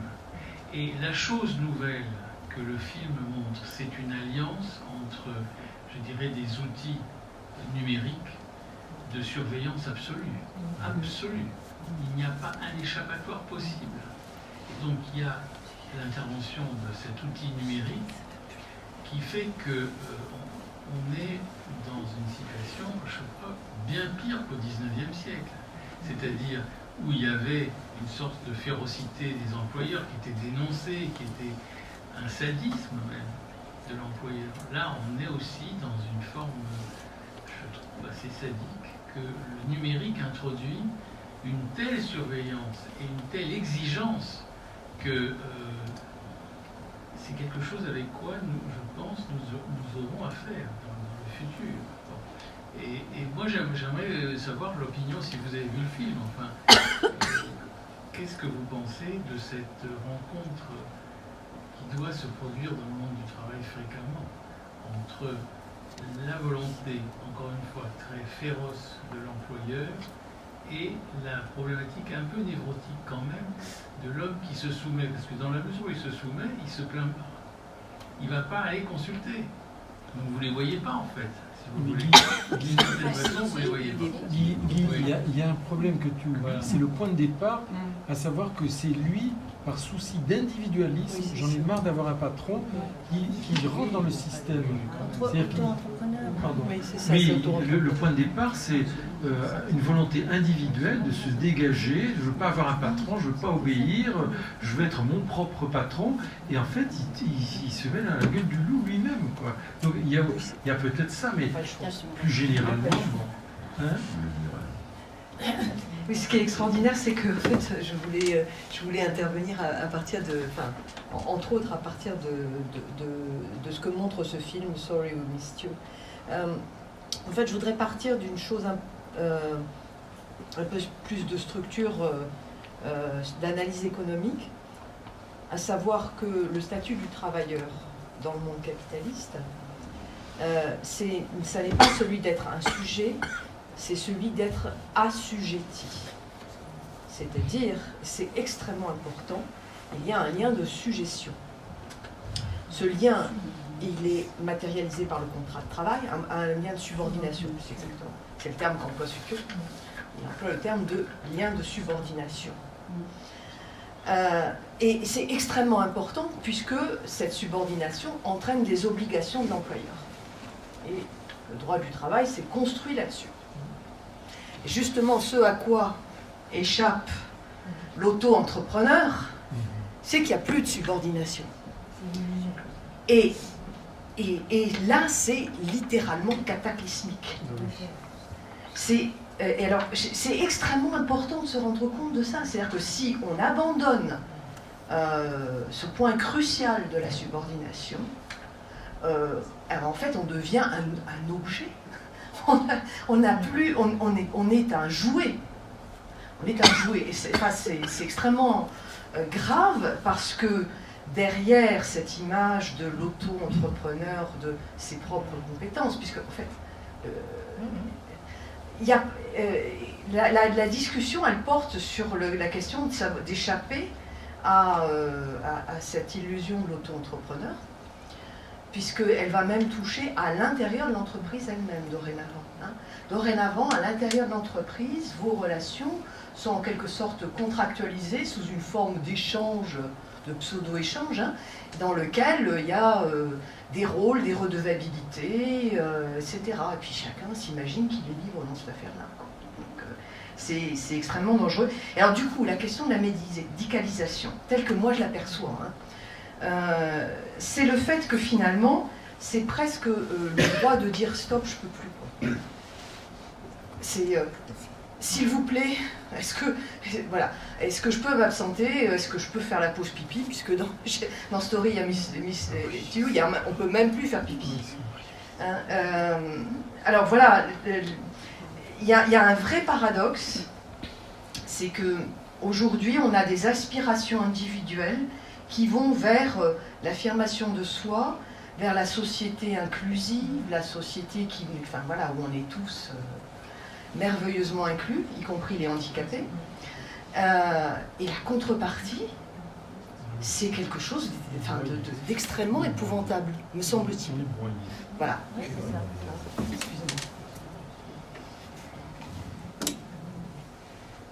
Je voulais juste dire, Madame, pour répondre, bien sûr qu'on écoute la personne, le sujet, l'histoire personnelle, c'est une évidence, et par rapport au lien aussi que la personne a au travail, c'est très très important. On va retrouver des dimensions différentes, mais ce qui va être très commun, c'est que dans l'histoire familiale, c'est la valeur travail qu'on va retrouver comme quelque chose de très très fort. Alors ça, dans plusieurs pays, dans plusieurs histoires, c'est quand même quelque chose de commun. Mais il est évident bien sûr qu'il y a l'histoire individuelle.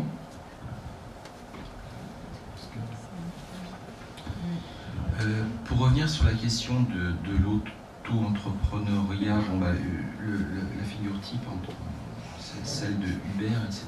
Mais je pense qu'il y a aussi le fait que le capitalisme sous sa forme nouvelle, là, pousse les travailleurs à être à eux-mêmes leur petit bureau des méthodes et des temps. Voilà. Et donc, il y a vraiment un changement là aussi depuis ces dernières années qui consiste à entretenir une espèce d'illusion d'une ascension sociale tout à fait dérisoire et qui n'advient jamais. Justement, aujourd'hui, je donnais une formation sur la souffrance au travail à des collègues de différents secteurs d'activité. Il y avait des gens qui travaillaient chez Lidl et qui expliquaient bien ça. Alors, à travers les outils qu'on a malgré tout, parce que je disais que à propos de sanitarisation du discours syndical, c'est une vraie question, parce que on n'arrive pas à la dépasser, parce que c'est aussi un moyen de lutte. C'est-à-dire que je ne sais pas si vous connaissez le rapport Golac. Le rapport Golac, c'est une communauté de chercheurs, de scientifiques, de sociologues, d'économistes, etc., qui ont établi 6 critères. Il y a l'intensification du travail et ses déclinaisons, il y a le conflit éthique, il y a les rapports sociaux au travail, il y a l'insécurité sociale au travail, c'est-à-dire l'insécurité en tant que projection dans l'avenir. J'en oublie toujours sur les 6. Mais à un moment donné, il y avait un inspecteur du travail qui était avec nous parmi les formateurs, et quand on a abordé la question de l'intensification du travail, hein, qui est quand même très, très prégnante en ce moment, il y a vraiment une vraie intensification du travail, puisqu'il y a toujours de moins en moins de moyens, et pour faire au moins autant, si ce n'est plus, quand on abordait ça, il y avait des gens d'autres secteurs d'activité, SNCF, RATP, qui entendaient ce que disait l'inspecteur du travail, à savoir qu'il y a le droit du travail en termes de ce qui est possible ou pas, et pour faire reconnaître ses droits. Et quand on est arrivé aux gens de chez Lidl, enfin ce secteur d'activité de la grande distribution, eux ils ont dit mais on ne peut pas, parce que de toute façon les collègues ne voudront jamais faire entendre leurs droits parce qu'ils croient à ce qu'on leur fait miroiter. Donc voilà, donc c'est... Voilà.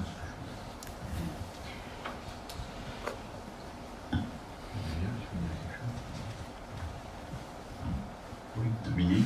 Alors, moi je voudrais aborder effectivement la question de la reconnaissance du travail.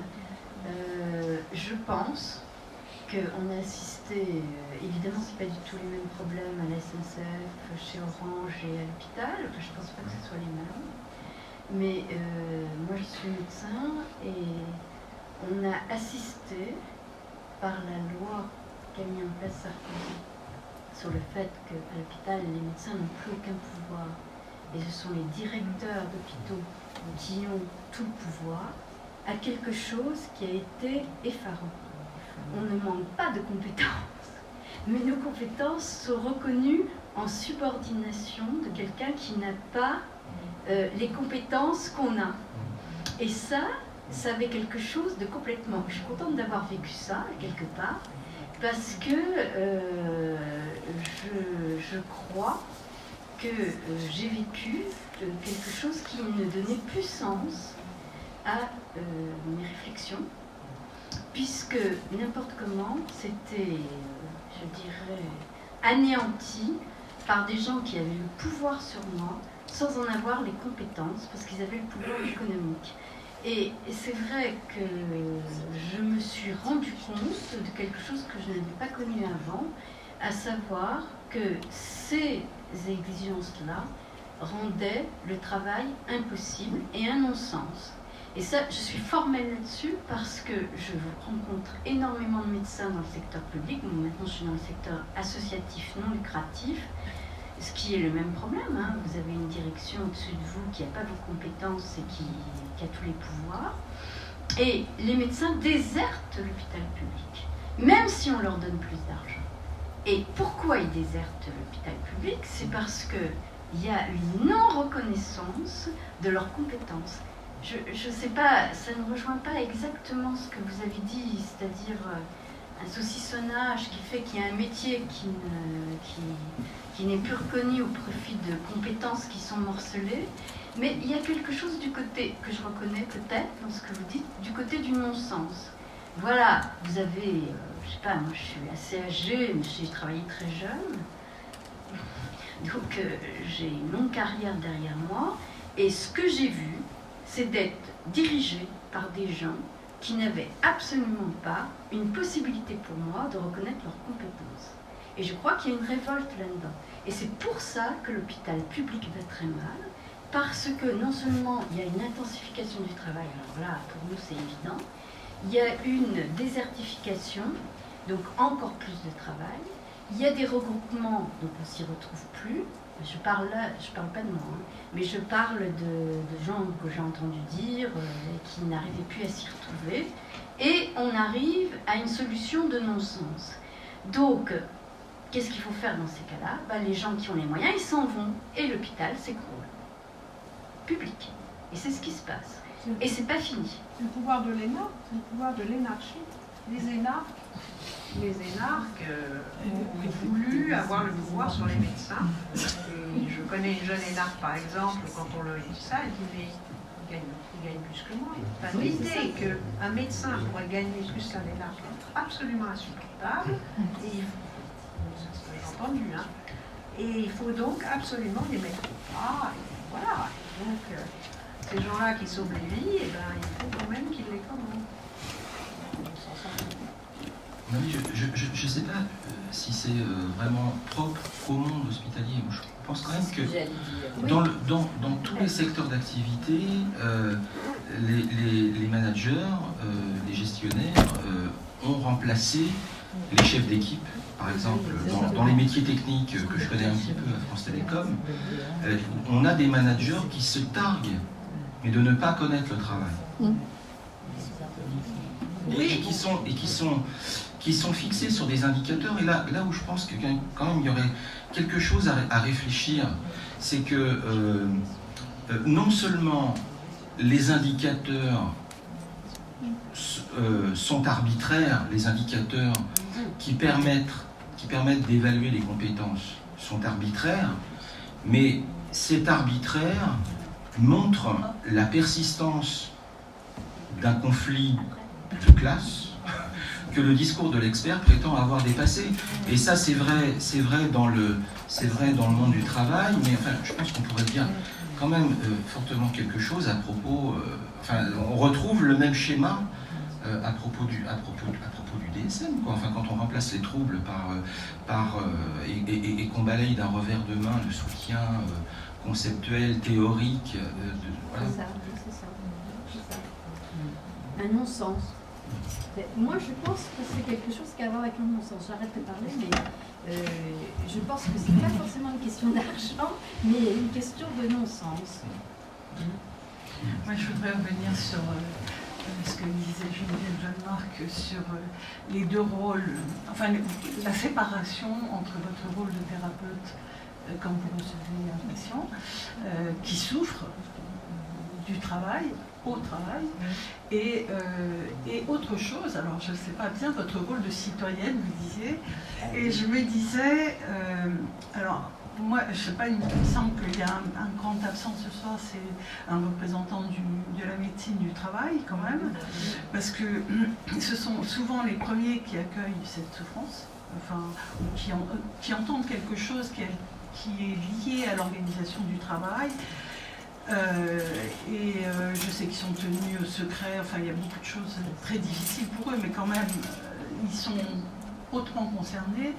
Et je me disais, ce deuxième rôle de citoyen, quelle forme peut-il prendre? Parce que on peut dire bien sûr qu'il faut soutenir, aider, soigner les patients qui souffrent, évidemment, mais est-ce que si on constate qu'effectivement il y a des raisons, il y a des organisations objectives qui génèrent aussi des troubles, qui génèrent de la perte de sens, qui génèrent la perte d'identité professionnelle, parce que le métier c'est ça aussi. Hein. Donc je veux dire, qu'est-ce que c'est que perdre l'identité professionnelle avec tout ce que ça comporte, c'est-à-dire vous parlez de l'opus, enfin le plaisir créatif dans le travail. Donc je veux dire, qu'est-ce qui reste, quoi? Alors on peut se poser la question de comment agir. Enfin moi ça me paraît la question fondamentale, parce que le capitalisme c'est bien beau, mais je veux dire, on ne va pas changer, on va pas. Je suis d'accord.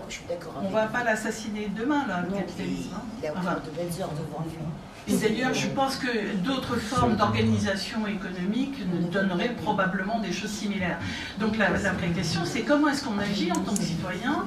Alors, on a déjà un bulletin de vote. Pardon? Ah non, je crois qu'il ne marche pas. On a un bulletin de vote, c'est déjà ça, et avec les inconvénients et les avantages de la chose. Et puis on a à notre disposition, nous, en tout cas, de pouvoir écrire, pouvoir essayer de publier, et surtout faire savoir, et sans nommer. Je veux dire, le fait que je dise que je remercie beaucoup France Télécom d'avoir bourré ma consultation pendant des années et des années, il n'y a pas qu'ici que je le dis. Je le dis ailleurs. Qu'est-ce que ça fait? Je ne sais pas. Mais je peux parler ailleurs. Je peux écrire ailleurs. Je peux dire ailleurs. En maintenant quelque chose qui me paraît, moi, primordial, c'est que la personne qui vient voir un médecin, un psy qui souffre, a droit à quelque chose du secret absolu. Du secret absolu, parce que c'est ça qui garantit qu'il pourra reparler après ailleurs. Il sait qu'il a un endroit où c'est totalement, c'est ce que veut notre scène en quelque sorte. C'est ce que je veux dire. Mais on a à notre disposition d'autres voies. Moi, j'en ai une très particulière, qui est personnelle. Moi, j'ai un fils qui enseigne le droit du travail à Nanterre. Donc ça m'amuse beaucoup.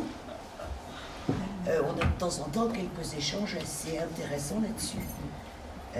Sur le droit du travail et sur la position des médecins dans le droit du travail.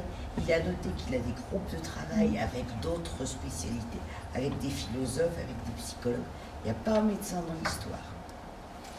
C'est quand même intéressant, je trouve. Voilà. Moi, je voulais seulement dire que j'étais assez d'accord avec ce que disait monsieur, c'est-à-dire que pour moi, il y a une évolution de la société qui concerne de nombreux métiers, et dont le nôtre dans le monde médical. Alors, qu'est-ce qu'elle montre, cette évolution? J'ai eu l'occasion cet après-midi de dire que pour moi, le symptôme majeur, c'est que on va élaborer, c'est-à-dire que le temps d'élaboration est supprimé, ou quasiment réduit à néant. Donc on en arrive à des actes, ce qui est extrêmement violent. Et les personnes qui sont dans le monde du travail, qui ne peuvent pas élaborer, eh bien, elles chutent. Je suis quand même surpris du nombre, parce qu'il y a quand même beaucoup de situations où on demande, médicales cette fois, on demande des supervisions. Pourquoi? C'est pas une question de savoir, c'est simplement une question de parole. Parce qu'il faut donc une situation particulière comme la supervision pour pouvoir parler. Donc c'est qu'il y a eu quand même une évolution qui va vraiment vers quelque chose qui est l'acte brut et non pas son élaboration. Donc ça va amener à une violence accrue. Et en plus, nous avons des situations que d'ailleurs nous partageons sans doute, qu'il faut faire attention, que l'écologie, ça a son importance. Mais tôt ou tard, on va aboutir à un gouvernement autoritaire. Là, je ne fais pas de politique, je fais de la psychanalyse. On va forcément vers quelque chose de plus en plus autoritaire. C'est ce à quoi aboutit le manque d'élaboration. Et c'était vraiment le primum movens de ce que disait Freud. Ben, c'est fini. Il faut se rendre à l'évidence qu'il y a quelque chose qui est très grave. Enfin, je dis ça... je suis ni optimiste ni pessimiste, mais je trouve que c'est quand même si on ne s'alarme pas, en effet, on peut dire que c'est très grave. Si on commence à s'alerter, mais comment faire? Car soit vous passez par le discours politique, et c'est pas sûr que ça marche.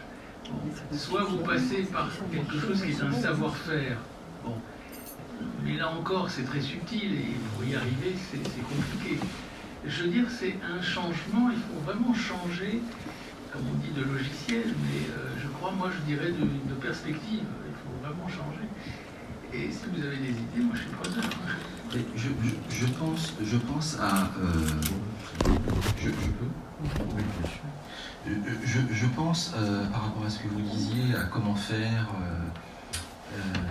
je pense au bilan qu'on peut tirer de l'initiative de Roland Gori, Christian Laval, à propos de l'appel des appels et du relatif échec de l'appel des appels, au sens où, et d'ailleurs j'ai vu une vidéo là il n'y a pas longtemps de Roland Gori, j'avoue qu'il m'a un peu déçu, parce que il y avait une assemblée, parce que je suis allé plusieurs fois à l'appel des appels, effectivement c'était très intéressant, parce qu'il s'agissait vraiment de parler du sens des secteurs d'activité à partir des métiers justement qui allaient en déliquescence, quoi.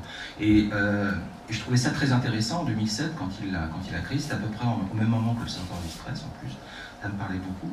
Et il y a eu enfin si j'ai bien compris en ayant regardé la vidéo de Roland Gori, il y a eu pas mal il y a eu une petite insurrection quoi, dans le groupe de l'appel des appels au niveau de la base, en disant c'est bien beau ce qu'on fait, c'est bien beau de citer toutes les trois phrases, Camus, Bourdieu, Sartre, etc.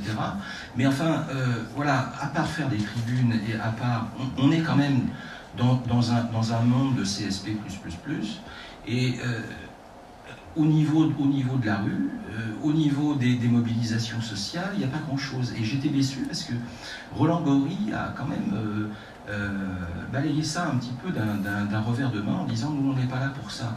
Moi, c'était un petit peu le sens de mon intervention au début. Je pense qu'effectivement, il y a des réflexes sociologiques qui sont là, où moi, quand je parle de psychanalyse dans mon milieu, bon, je caricature un peu parce qu'on n'en est plus là quand même à dire que la psychanalyse c'est une science bourgeoise, mais enfin, il y a des restes. Voilà. Alors, disons qu'il faudrait y mettre un petit peu du sien de chaque côté, c'est-à-dire d'arrêter de faire de l'anti-intellectualisme dans le monde du travail. Enfin, dans le monde du travail, je ne dis pas que vous n'êtes pas dans le monde du travail, mais enfin, dans le monde du travail salarié, industriel, etc., ouvrier, bon, et d'arrêter de faire des tribunes.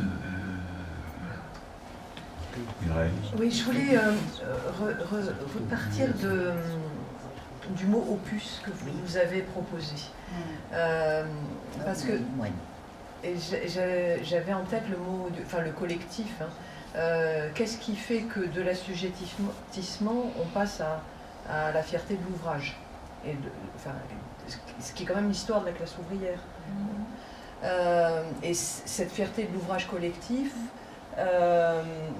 de la collectivité, elle est effectivement mise à mal par la rapidité des réformes, le fait que effectivement les managers cherchent à systématiquement accélérer les choses pour qu'il y ait de moins en moins. Enfin, bon, bref. Retrouver cela, c'est possible. Parce que c'est une tâche sans arrêt à refaire, de toute façon. Il y a y compris parmi les travailleurs des plateformes aujourd'hui, il y a des mouvements de syndicalisation, de mise en collectif. Il y a aussi tout ce qui est autour des communs, c'est-à-dire rechercher, faire société, faire des communs. Ce qui veut dire que quelque part, la frontière entre l'intérieur de l'entreprise et ce qui n'est hors de l'entreprise, elle est un peu, elle n'est plus fluctuante qu'avant. Mais tous ces éléments-là sont des choses qui peuvent servir d'issue, en tout cas pour poursuivre et rester vivant, me semble-t-il. Y a-t-il une autre question? Oui. J'ai bien compris que je n'aurai pas de réponse à ma question sur le stress, mais je la prolongerai quand même par une autre question qui se rapporte au mot, parce que finalement, les psychanalystes, la seule chose qu'ils puissent interroger, c'est les mots. Et ils ne vont pas faire la révolution tout seuls, ils ne vont pas aller dans la rue, ou s'ils y vont, et ça ne va rien changer, ou pas grand-chose.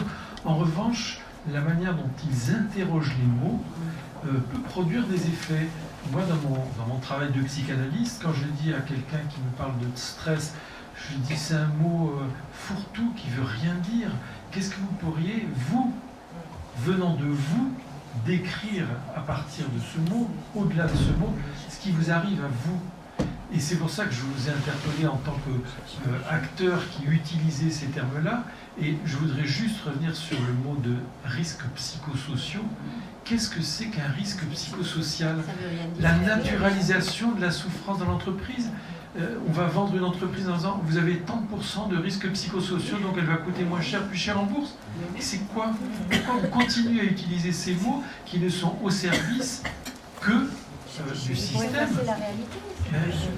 Oui, mais ce mot, c'est pas moi qui l'ai inventé.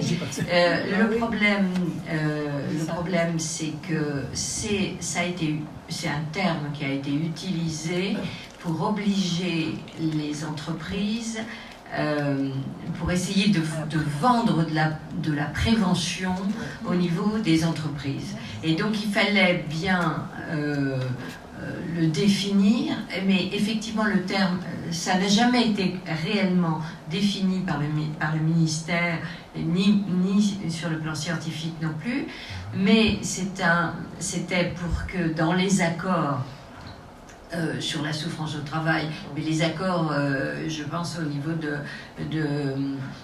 du Bureau international du travail sur la violence et le harcèlement, pour qu'il y ait quelque chose qui ait un terme commun. Donc c'est quelque chose de complètement artificiel, ce terme. Mais alors, justement, ma question pose là-dessus. Est-ce qu'on peut l'utiliser alors qu'il ne veut rien dire? Est-ce qu'il ne vaut pas mieux interroger le terme et dire aux gens, alors risque... Non, mais moi je ne parle pas des personnes. Attendez, c'est deux choses différentes. Il y a les risques psychosociaux, c'est un terme pour les dirigeants, pour essayer de les obliger à faire quelque chose. Après tout, maintenant, il y a une obligation de résultats dans la prévention des risques psychosociaux. Je souscris entièrement, madame, ce que vous dites. Pardon ? Je souscris Oui. entièrement à ce que vous dites. Les risques psychosociaux, c'est un terme qui est utilisé de ci et de là, mais il y a une loi qui oblige les dirigeants maintenant à faire de la prévention. Et au moins ça, n'y renonçons pas. Au moins ça quelque chose au moins, c'est quelque chose qui a un petit peu avancé. Il est évident qu'avec nos patients, que quelqu'un vient nous voir pour parler de sa souffrance, on ne parle pas des risques psychosociaux. Je veux dire, c'est un terme qui ne signifie rien, on ne parle pas non plus de stress. On écoute ce qu'ils ont à dire, on ne met pas une étiquette dessus quand ils viennent nous voir. L'étiquette, elle est au niveau des messages que l'on fait passer aux entreprises, et l'étiquette elle est aussi au niveau des médias pour que tout le monde parle à peu près de la même chose, et en particulier on a pu le voir effectivement dans tous les accords qui ont été pris au niveau du Bureau international du travail. On peut quand même dire qu'il y a eu des obligations ça a bougé quand même. Donc, il faut bien distinguer ce qui est de